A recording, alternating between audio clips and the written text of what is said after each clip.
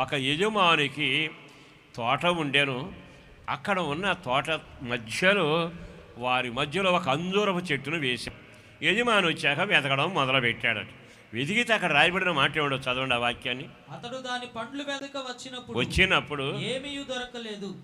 2 దొరికినాయి అని లేదు, ఒక్కడ దొరికిందని లేదు, ఏమీ దొరకల. తోట అంజూరపు చెట్టు, దాంట్లో ఈ అంజూరపు చెట్టును నాటాడు.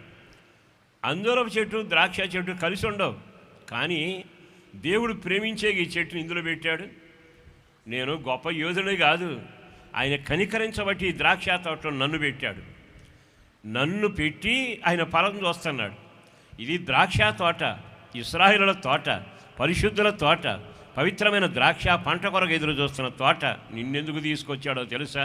నువ్వు గనుడువని కాదు, గాయకుడు అని కాదు, ప్రసంగికుడు అని కాదు, దానకర్తవని కాదు, నువ్వు బలాఢ్యుడు అని కాదు. నీ పేరే అంజూరపు చెట్టు.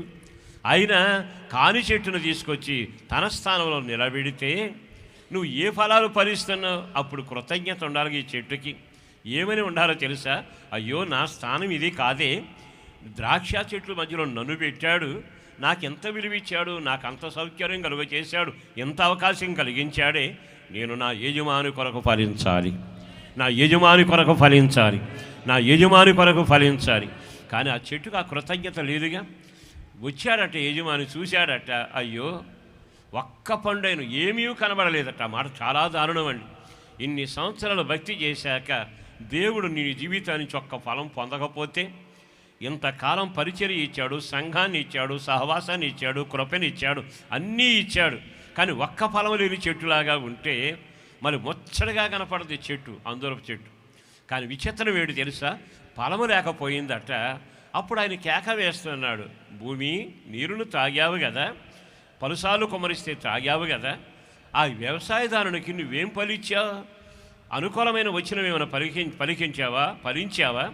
కారణం ఏమిటో తెలుసా? నేనెందుకు ఫలిస్తానండి, నేను ఫలించను. అంటే ఇది ఎలాంటిదంటే కృతజ్ఞత లేని చెట్టు.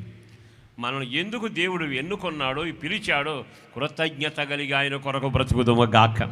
కారు ద్రాక్షలాగా ప్రవర్తించకూడదుగా. మన వ్యక్తిగత జీవితాల్లో చెట్టును పోల్చి చెబుతున్నాడు. మన వ్యక్తిగత జీవితంలో రక్షణ పొందడానికి మనం సరిపోయిన వాళ్ళం కాదు, గ్రంథం పట్టడానికి సరిపోయిన వాళ్ళం కాదు, ఆయన ఆరాధికులతో పరిశుద్ధులతో ఉండడానికి నేను మీరు సరిపోయిన వాళ్ళం కాదు. ఆయన కంచె కలిగిన తోటను మనం నాటాడే.